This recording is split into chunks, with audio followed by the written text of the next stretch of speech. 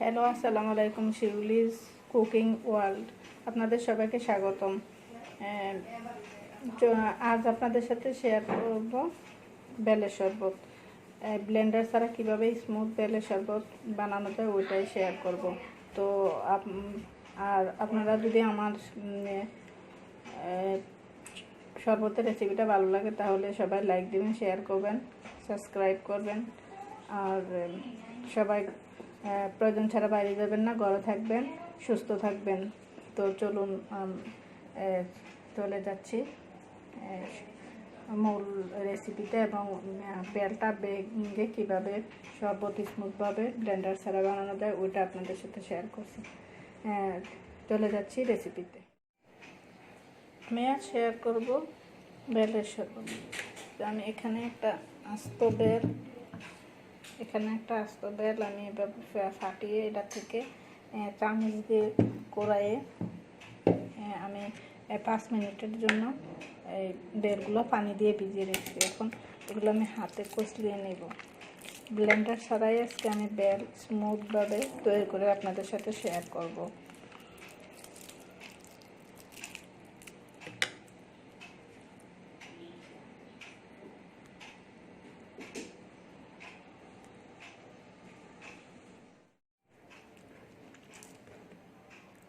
এখন এগুলো আমি বিচিগুলো আলাদা করে নেব।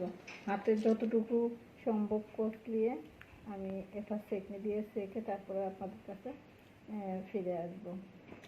এই যে এগুলো আমি কি ফেলে দেবো, যতক্ষণ পারেন আপনারা এগুলো কষলিয়ে নিলেই আপনার এই বেলের আঁশগুলো তুলে নিতে পারবেন।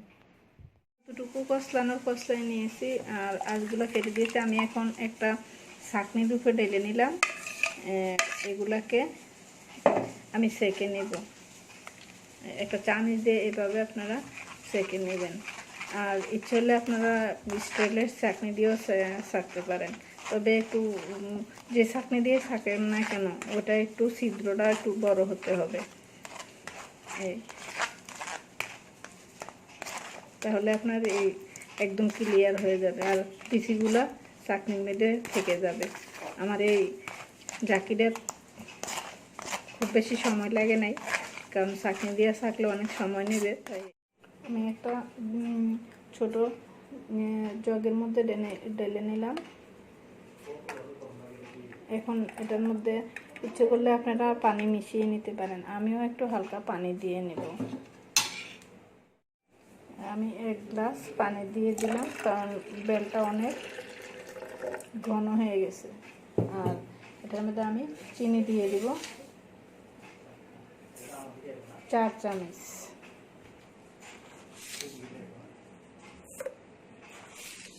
চিনি দিয়ে তারপরে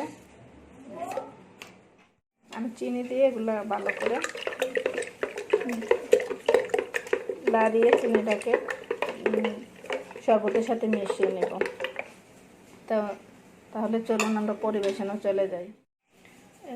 আমার বেলের শরবতটা মানে চাটনি দিয়ে সেঁকে নিয়েছি। এই দেখুন কি সুন্দর স্মুথ হয়েছে। এটা আর ওটার মধ্যে আঁশ অথবা কোনো কিছু বিচি নেই।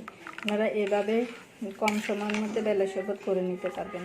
এখন এটার মধ্যে আপনারা চিনি অথবা আপনাদের পরিমাণ মতন মিষ্টি ব্যবহার করে আপনারা খেয়ে নেবেন। আর যদি আমার দেখে ভালো লাগে তাহলে আমার এটা সাবস্ক্রাইব করবেন, লাইক দিবেন, শেয়ার করবেন। আর সবাই ভালো থাকবেন, নিরাপদে থাকবেন, ঘরে থাকবেন, সুস্থ থাকবেন। আল্লাহ হাফেজ।